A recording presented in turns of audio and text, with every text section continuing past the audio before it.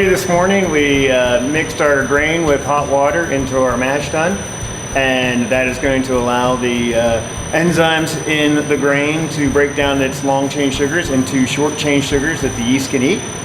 And we are currently recirculating that sugar water from the bottom of the mash tun to the top of the mash tun to use that grain bed as a filter.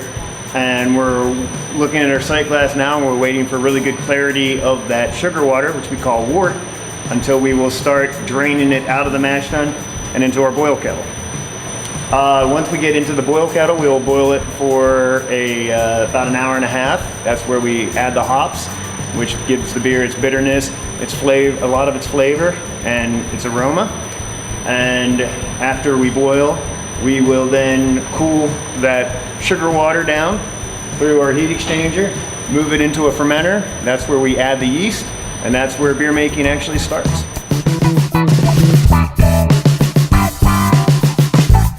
We're just rinsing all the wort that was in its closed manifold system out of it so that we can now cool down our hot liquor tank for sparge water, which we use to rinse the grain.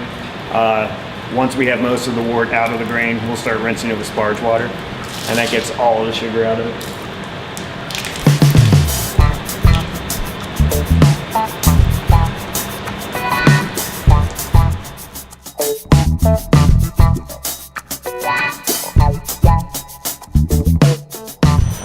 So yeah, once the wort is added to the fermenter and yeast is added to it, the tanks are glycol jacketed, and we have to cool those tanks because in the process of the yeast eating the sugar, it produces CO2, alcohol, and heat, and so we have to remove the heat out of the fermenting beer so that we don't get any off flavors in it.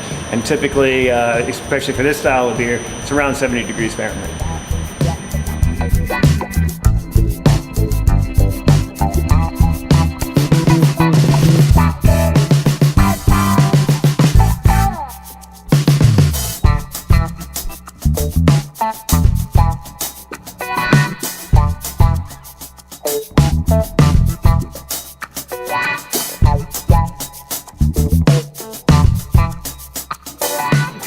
Now we're about to start our grain out process, which is all of the sugar water has been rinsed out of the grain and all of the excess water has been drained, so it's reasonably dry grain. It's gained about 50% of its weight.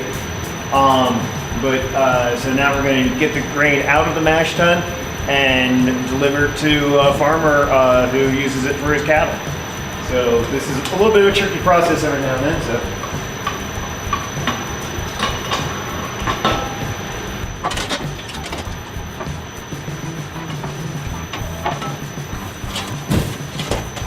So yeah, right now while we're getting the grain out of the mash tun, we are just starting to boil in the kettle, and that's when we will start doing our hop additions in the kettle. And so about an hour and a half from now is when we'll start transferring the boiled wort into the fermenter so the yeast can be added. And that's the final step? And that's the final step.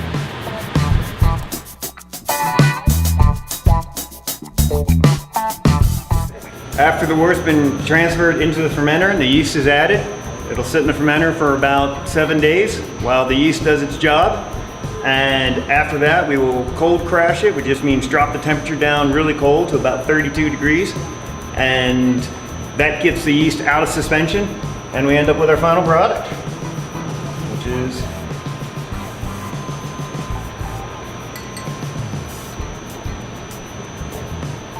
a nice, beautiful, tasty dark rider in this case.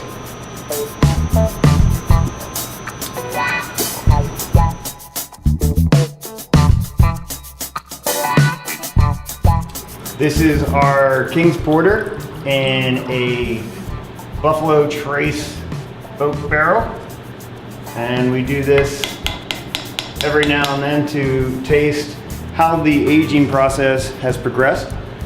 And we're looking for bourbon notes, we're looking for oak notes, and maybe it's bourbon. It's bourbon. And any other flavors that the bourbon barrel are going to give to the beer. So how is it? Oh, it's tasty, all right. Very oaky, lots of bourbon. A whole lot of bourbon in there. How long will that be until you serve it here? It's pretty much ready now. It's getting there.